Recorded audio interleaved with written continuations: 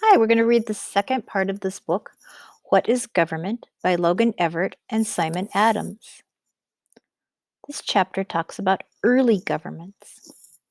Governments develop in different places at different times.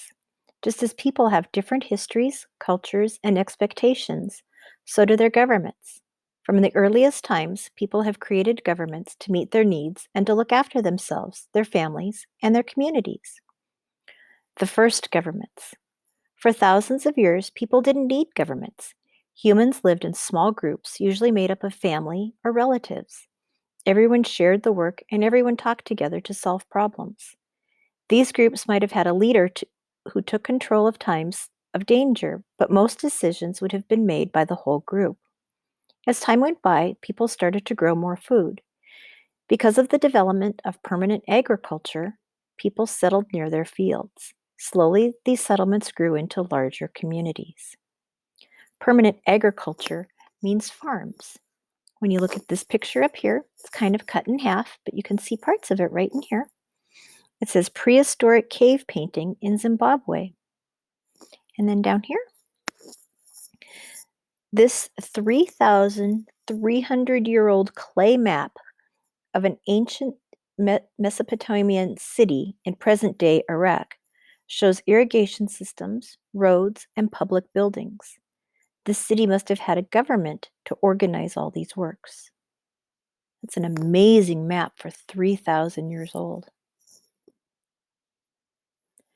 The benefits of being part of a large group included safety in numbers and having a large workforce for building or farming projects. As the groups grew larger, the need for organized government became greater. In some communities, leaders were granted power by their people. In other places, a powerful person seized control of the community. Whatever the form of government, the leaders developed laws that the people had to follow. Some rulers were fair and kind to the people, but sometimes the people were taxed heavily or enslaved. Ancient Egypt. For centuries, the people of ancient Egypt who lived alongside the Nile River were ruled by dynasties or families of rulers known as pharaohs. When one pharaoh died, his son or brother, or sometimes his wife or daughter, became the next ruler. Ancient Egyptians believed that the pharaohs were not ordinary humans, but were divine or gods in their own right. Pharaohs lived in great luxury. They had the power of life and death over their subjects. Pharaohs built pyramids as their final resting place. The pictures there show the Great Pyramids. It says Pharaoh Khufu of Egypt of 2551 to 2528 BC used local workers and sometimes slaves to build the Great Pyramids. Ancient Greece. Ancient Greece was made of many small city-states such as Athens, Sparta, and Thebes. There was no single ruler over the city-states. Each city-state had a different government system. Almost 3,000 years ago, a form of government called democracy, from two Greek words meaning people and rule, was invented in the city-state of Athens. In a democracy, all citizens are allowed to take part in making decisions. Citizens vote on all decisions. They took turns serving on a council that developed laws. They served on juries to decide whether or not someone had broken the law. This democracy wasn't perfect. Not everyone in Athens was considered a citizen.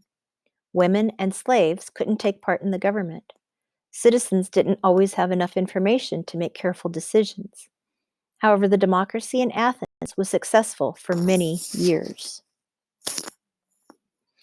Here we have, you can't see the picture, it's on the other page. So I'll read that one when we get there.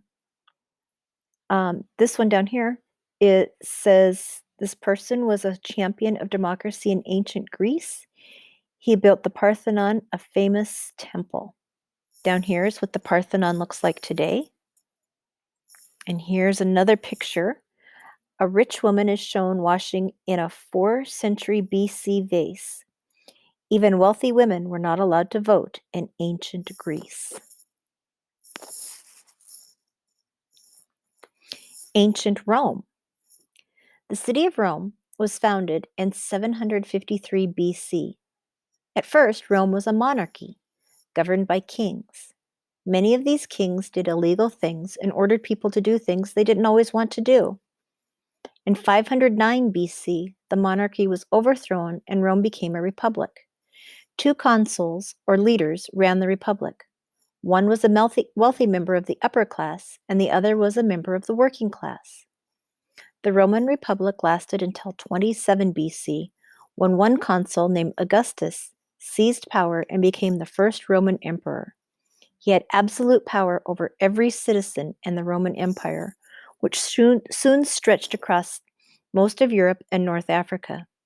The Roman consuls and emperors all took advice from the Senate, which was the main law-making institution in Rome, just like the Senate is in the United States today. Up here you have Claudius was a strong emperor who ruled from AD 41 to 54. And down here on the bottom it says the ancient Roman Senate building is still standing in Rome today.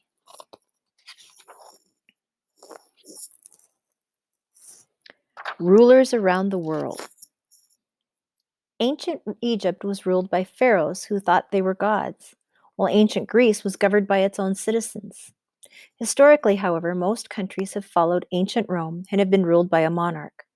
These monarchs have had different names. Some were called emperors or kings and queens, while others have been known as sultans or czars. Generally, monarchs inherited the title because they were the eldest male child.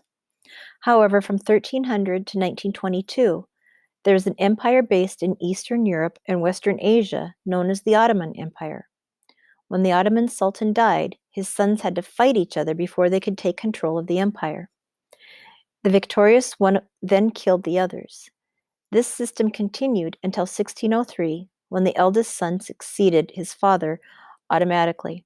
The oldest monarchy in the world is in Japan.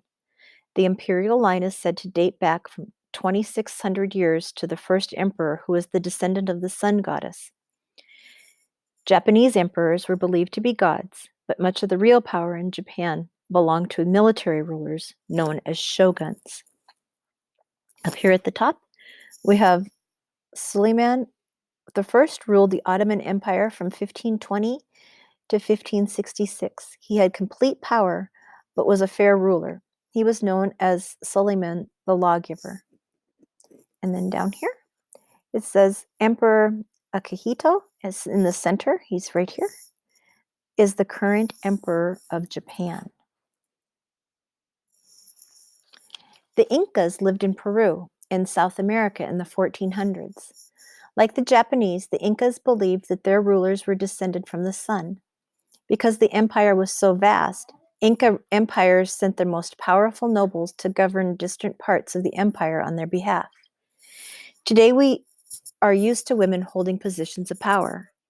450 years ago, this was almost unheard of. Elizabeth I was the exception to this rule. She was only 25 when she became the Queen of England in 1558, but she proved to be one of the strongest and most influential monarchs England has ever had. From 1547, Russia's rulers were called czars. They had complete power and were known for their ambition and ruthlessness. Ivan IV became known as Ivan the Terrible because he killed so many people. Up here, we have Pachacutec was a military hero who expanded the Incan Empire. He was made ruler in 1438. Here we have Elizabeth I of England.